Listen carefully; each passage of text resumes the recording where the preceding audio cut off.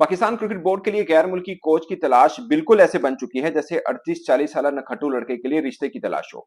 और ये वही पाकिस्तान क्रिकेट बोर्ड है जो कभी कोचिस रखता था तो इश्तिहार देता था कि हमें कोच चाहिए और उसका क्राइटेरिया ये होना होना जरूरी है, और अगर किसी कोई इंटरेस्टेड है तो अपनी सीवी भेजे। तो क्रिकेटर, तो बड़े फॉर्मर क्रिकेटर जो हैं वो सीवी भेजते थे, उनमें गोरों का नाम भी शामिल है। ये बहुत दूर की बात नहीं, हमने अपने ये जर्नलिज्म करियर में खुद देखा कि बहुत से गोरे जो फॉर्मर क्रिकेटर्स और कोचेस थे वो सीवीज भेजा करते थे, और फिर पाकिस्तान क्रिकेट बोर्ड 200-250 सीवीज आया करती थी, उनको अच्छी तरह से जांच पड़ताल करता था और उसके बाद फैसला करता था कि ये 3 या 4 हमने शॉर्ट लिस्ट किए हैं और अब इनको बुलाएं, इनका इंटरव्यू करते हैं, फिर देखेंगे हमने किसको कोच रखना है। पूरा नखरा होता था हमारा। मगर ये पाकिस्तान क्रिकेट बोर्ड पे इतना बुरा वक्त आ चुका है कि लगभग 2-3 हफ्ते गुजर चुके हैं। पहले चेयरमैन पीसीबी मोहसिन नकवी साहब खुद जोर लगाते रहे, बाद में ये जो सिलेक्शन कमेटी है इनके जिम्मे डाल दिया, इनका भी बंदे जोर लगा रहे हैं क्योंकि गैर मुल्की कोच से मामला तय हो जाए। मगर जिससे भी बात करते हैं वो टाइम मांग लेता है, टाइम दो तुम दस दें, फैमिली से डिस्कस करके बताते हैं। शेन वॉटसन बकौल चेयरमैन पीसीबी मोहसिन नकवी साहब के वो भाग गया, मामला तय होने के करीब थे वो भाग गया। यार ये क्या है, कैसी खबरें चल रही हैं, कोई कह रहा है मैं 1 करोड़ मांग रहा हूँ, कोई कह रहा है मैं $2 मिलियन मांग रहा हूँ, क्या है चल रहा है ये इस माहौल में मैं नहीं रह सकता। तो अब ये तय पाया कि जिससे भी बात हो रही है ना, खबर बाहर नहीं आनी चाहिए। तो बस ये पता चल रहा है कि फलां फलां क्रिकेटर से बात हो रही है, गैरी क्रिस्टन से हुई, गिलेस्पी जो फास्ट बॉलर थे ऑस्ट्रेलिया से उनसे हुई है, लियो क्रोंकी है, इनके साथ मामला चल रहे हैं, सबने टाइम मांगा है। अभी तक फाइनल जिसे बोलते हैं ना हतमी बात किसी से हो नहीं पाई है। तो मैं हैरान हूं कि पाकिस्तान क्रिकेट टीम जो दुनिया में आप देखने के खास नाम रखती है, या एटलीस्ट पाकिस्तान पर्सपेक्टिव में देखें तो हमारे पास एक ही खेल बचा है, वो है क्रिकेट। और उसमें अब ये हाल हो चुका है जिसमें यानी पाकिस्तान क्रिकेट बोर्ड वो है जो स्पोर्ट्स के एतबार से सबसे ज्यादा अमीर बोर्ड है। पाकिस्तान की मैं बात कर रहा हूँ कि पाकिस्तान में हॉकी देख लें, स्क्वाश देखें, दूसरी खेलों में सबसे अमीर पाकिस्तान क्रिकेट बोर्ड है। और सबसे ज्यादा कि शोहरत भी इधर मिलती है और नाम है पाकिस्तान क्रिकेट टीम का, बड़े बड़े स्टार हैं जो हम मानते हैं। मगर इस टीम को कोचिंग करने के लिए गैर मुल्की कोच कोई राजी नहीं हो रहा। इवन के अभी पीएसएल के दौरान भी 1-2 कोचेस से बातचीत की, उन्होंने बोला कि हम टाइम देते हैं। उसकी 2 वजूहात हैं।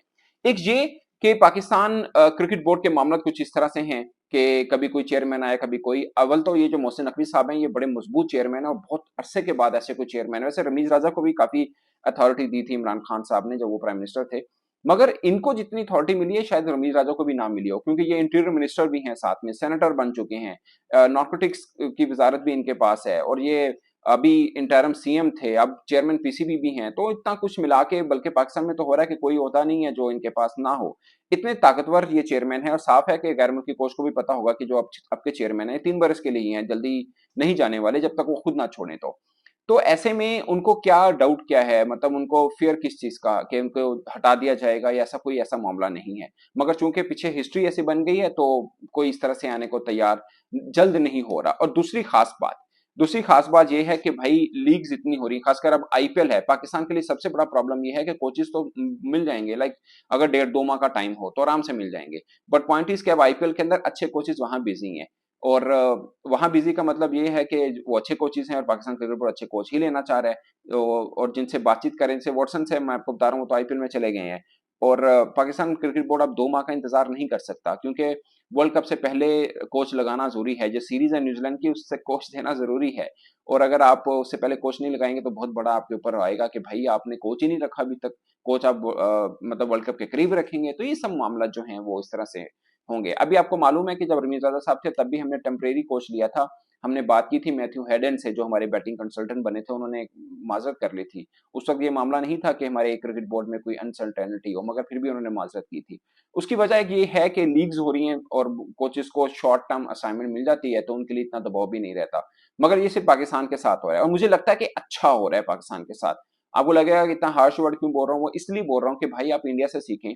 उन्होंने गोरे कोचेस रखे, अपने कोचेस ग्रूम किए, अपने कोचेस को स्टेप बाय स्टेप ऊपर लेके गए, और उसके बाद उन्होंने टाटा बाय बाय बोला गोरों को। गोरों ने उनको नहीं बोला, उन्होंने बोला भाई मेहरबानी अब हमें नहीं आप चाहिए। अब उनका bowling coach, batting coach, fielding coach, head coach सब कुछ उनके अपने देसी हैं, कोई गोरा नहीं है, कोई चिट्टी चमड़ी तो नजर नहीं आएगी।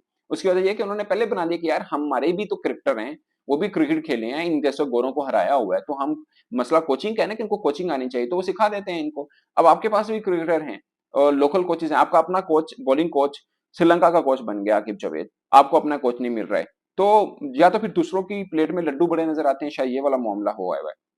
मगर पाकिस्तान क्रिकेट बोर्ड को सीख लेनी है इससे कि भाई आप कोचेस अगर आप ले भी रहे हैं तो ये आखिरी बार होना चाहिए, और आप अपने लोकल कोचेस को ग्रूम करें जो अपने नेशनल क्रिकेट अकेडमी के अंदर कोचिंग कोर्स कराते हैं।